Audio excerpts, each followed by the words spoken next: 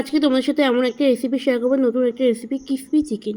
তো ফার্স্টেই আমি চিকেনগুলোকে পিস পিস করে কেটে নিয়েছি, দিয়ে সয়া সস, লবণ, জিরে গুঁড়ো, ধনের গুঁড়ো, লঙ্কার গুঁড়ো, হলুদ দিয়ে আমি ভালো করে ম্যারিনেট করে নিয়েছি। লাস্টে আমি তেল দিয়ে কর্নফ্লাওয়ার দিয়ে আর একটু ভালো করে ম্যারিনেট করে নিয়ে 5 মিনিটের জন্য রেখে দিয়েছি। আর তোমার সাথে একটা কথা শেয়ার করতে চাই, বাইরে রেস্টুরেন্টের থেকে বাড়িতে ট্রাই করবে, নিশ্চয়ই খুব ভালো লাগবে।